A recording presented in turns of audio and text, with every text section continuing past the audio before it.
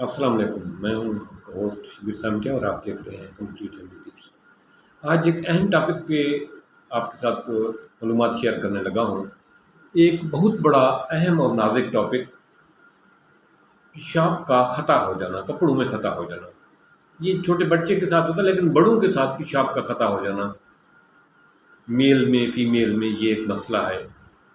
ये एक बहुत बड़ा मसला है कि पेशाब का कंट्रोल नहीं होता, वॉशरूम तक जाने से पहले कपड़े ख़राब हो जाते हैं। ये अक्सर लोगों का मसला है। आज इस हवाले से बात करते हैं। पहले तो इसके असबाब देखते हैं कि पेशाब क्यों खता हो जाता है। जो आम असबाब हैं उसमें पहले तो शुगर गर्दानी जाती है, शुमार की जाती है कि जो लोग शुगर के पेशेंट होते हैं उनको वॉशरूम ज़्यादा आता है, उनका पेशाब का कंट्रोल कम हो जाता है। एक ये है। दूसरा, बाज़ औक़ात हिप की हड्डी पे चोट लगी होती है, उसकी वजह से भी जो पेशाब का कंट्रोल है वो कमज़ोर हो जाता है और पेशाब खता हो जाता है। तीसरा, नफ्सियाती मसाइल होते हैं, साइकी प्रॉब्लम होता है, डिप्रेशन की मुख्तलिफ नफ्सियात की प्रॉब्लम होती है। उस वजह से भी पेशाब जो है ना वो वॉशरूम के जाने से पहले पहले खता हो जाता है। चौथा, मर्दों में प्रोस्टेट का मसला होता है, उसकी वजह से भी पेशाब उनका बाज़ औक़ात खता हो जाता है। उम्र का इफ़ेक्ट होता है, इस वजह से भी पेशाब, बुज़ुर्गों में ये मसला आ जाता है, पेशाब खता हो जाता है। हम औरतों में प्रेगनेंसी के दौरान भी ये मसला आता है कि उनका पेशाब बाज़ औक़ात खता हो जाता है। ये जो रीज़न है इनका अपनी जगह पे इलाज है। जो आम एक इनमें से कोई भी नहीं है लेकिन उसका पेशाब खता हो जाता है तो उसको स्पेशल तवज्जो की ज़रूरत है। उसका आज हम देखते हैं कि ऐसे लोग जिनका बज़ाहिर इनमें से कोई भी रीज़न नहीं, लेकिन वो पेशाब पे कंट्रोल नहीं कर पा रहा, पेशाब खता हो जाता है, तो उसके लिए जो ज़बरदस्त किस्म की टिप्स है वो ये है कि मकई का भुट्टा लें। मकई का भुट्टा, मकई का सिट्टा, ठीक है, उसके ऊपर बाल होते हैं नरम नरम से, गोल्डन कलर के बाल होते हैं। जो वो बाल जो हम फेंक देते हैं वो बहुत कीमती हैं। वो बाल लें 2 तोले के करीब, 2 तोले के करीब बाल लें, उनको तकरीबन आधा घंटा पानी में उबालें। 2 लीटर पानी डालें, उसमें आधा घंटा उबालें। उबालने के बाद फिर उसको आग को डिम कर दें और उसका ढक्कन बंद करके आधा घंटा उस आग पे उसको रहने दें। आग कम कर दें लेकिन ढक्कन बंद करके उसको रहने दें उसके ऊपर। जब 1 घंटा के बाद आप उठाएंगे, पानी नीम गर्म हो चुका होगा, उसकी हीट कम हो चुकी होगी। वो पानी आप 1-1 कप करके, 2-2 कप करके दिन में 3 दफ़ा पीना है। आप फिर दूसरे दिन बनाना है। ऐसा आप 15 दिन करेंगे, इंशाअल्लाह ताला, अगर आप मर्द हैं या औरत हैं, नौजवान हैं या बुज़ुर्ग हैं, आपका ये पेशाब खता नहीं होगा, आपका ये मसला सॉल्व हो जाएगा। ये एक बेहतरीन ज़बरदस्त किस्म की चीज़ है जो बताइए। मकई के भुट्टा के गोल्डन बाल लेंगे, उसको 2 लीटर पानी में डालेंगे, उसको बॉयल करेंगे, उसका ढक्कन बंद रखेंगे। बॉयल करने के बाद आग ख़त्म कर देंगे, डिम कर देंगे, तो ढक्कन ऊपर रहेगा। आधा घंटा फिर उसको ऐसे रहने देंगे। उसके बाद उसको उतारेंगे ठंडा करके। वो पानी आपने पूरा दिन जो है ना इस्तेमाल करना है। दूसरे दिन ऐसा करना है, तीसरे दिन ऐसा करना है। मकई का भुट्टा हर मौसम में बाज़ार में, मंडी पे दस्तयाब हो जाता है। ये इससे आपके पेशाब खता होने का मसला जो है वो सॉल्व हो जाएगा। ये एक ज़बरदस्त टिप्स है।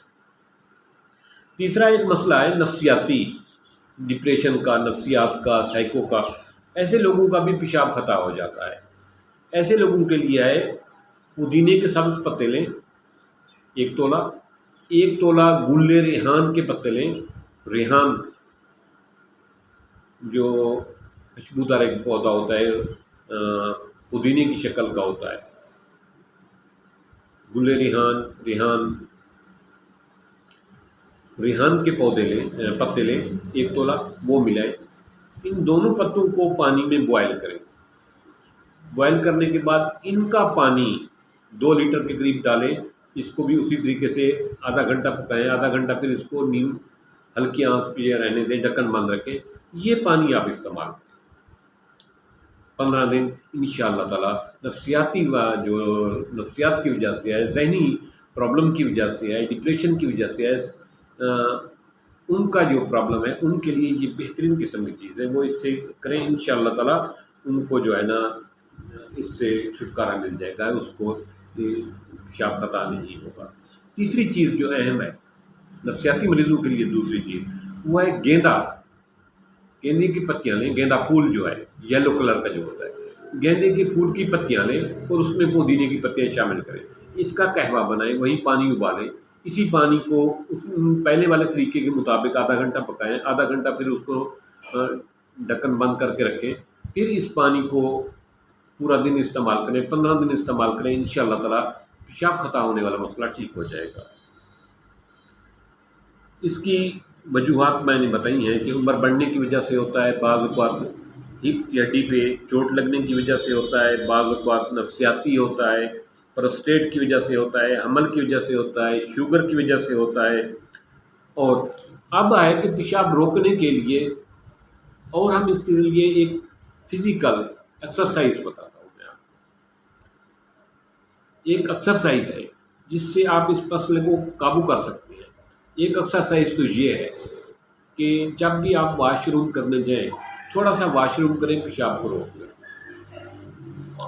کم از کم 30 سیکنڈ کے لیے، یعنی گنتی گنیں گے 1 2 3 4 5 6 ایسے 30 تک گنیں گے، پھر بقایا واش روم کریں، پھر آخر پہ پھر روک لیں، پھر 30 سیکنڈ 30 تک گنتی کریں گے، پھر کریں گے۔